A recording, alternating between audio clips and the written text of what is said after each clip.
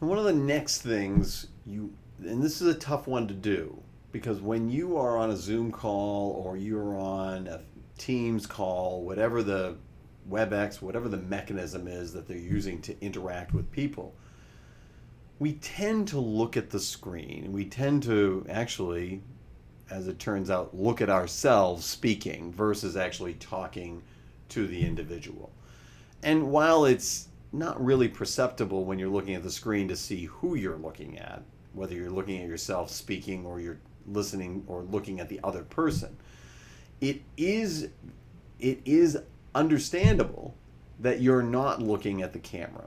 And so I'm trying to portray to you that I am looking you directly in the eyes. I can't see you. I don't need to see you. I am speaking directly to that pinhole that's in that camera.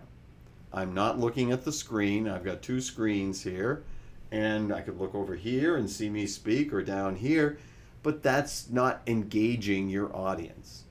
You want to have a conversation with the people that you're speaking to.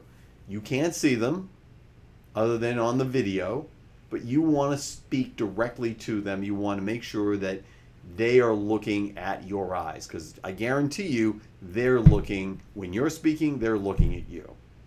And then when they start speaking, then it is common courtesy. You can then look down and watch the screen, watch them speak.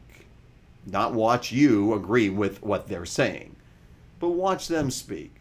And then when it's time for you to speak, you're right back on camera. You're right back looking at the pinhole. You believe in yourself. You believe in your story. You don't have to get the feedback from them nodding and saying, that's interesting. You just have to know that you are correct, you are interesting, and you are gathering, as you're trying to get as much data as possible. So the other reason why this is valuable, you're going to be with a team of individuals. So when you're the speaker, the other team members can be watching the reactions of the individuals that are on the other side of the call. You don't have to watch. All you have to do is engage that individual by giving them your direct eye contact. All right? So that's the first thing. Well, that's one of the things. The next thing I also want you to focus on is what's behind you.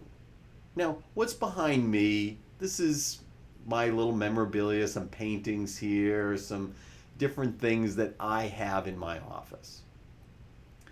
It's an office. You expect certain things like that. But if any of this stuff back here starts becoming distracting, then your listener is not listening to you. They're trying to figure out what's behind you. If you're doing this from your bedroom, no one wants to see your unmade bed or your clothes strewn around. They don't want to see crazy knickknacks or pizza boxes laying around. So you want to find a professional background, something that is not going to be distracting. The objective of the interview is for the person you are speaking to focus directly on you and not be distracted by what's behind you. So, in this particular video, we want you to be thinking about two things. Speak directly into the camera and watch what's behind you. And it's easy. Get onto a Zoom meeting and put the video up and take a look at what's behind you. Does it, okay, I think that's all right. I don't think that's very distracting.